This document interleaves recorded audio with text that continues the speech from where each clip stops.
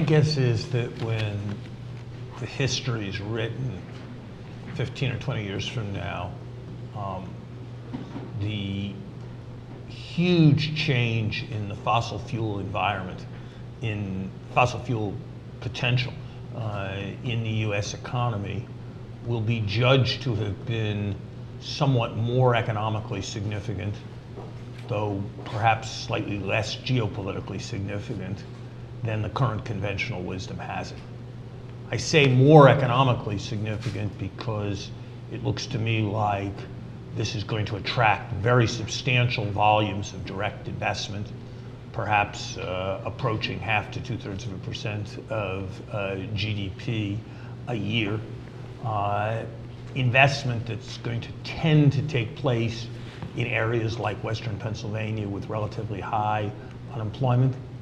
and that's going to create types of jobs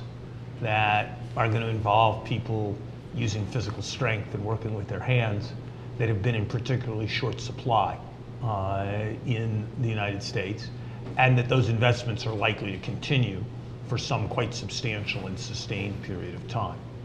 That in addition to that, even almost regardless of what policies are pursued, the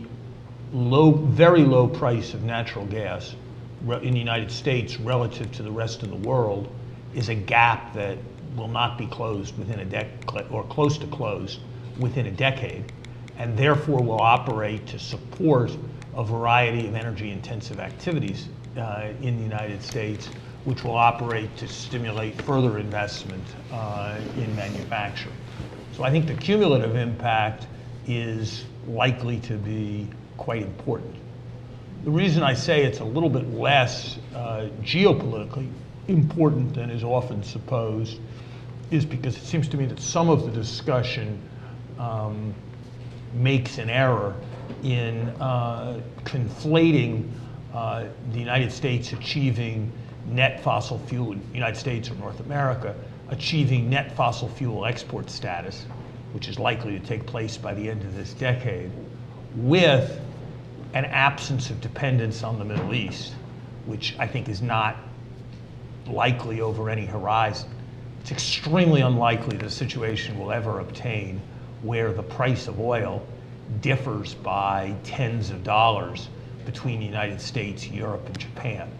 And as long as they are substantially dependent on the Middle East, and as long as, broadly speaking, obviously with adjustments for grade and transport costs, there's one world price of oil,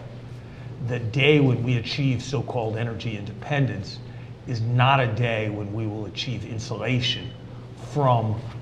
the world oil market, which will still fluctuate and will still be very sensitive to supply developments outside of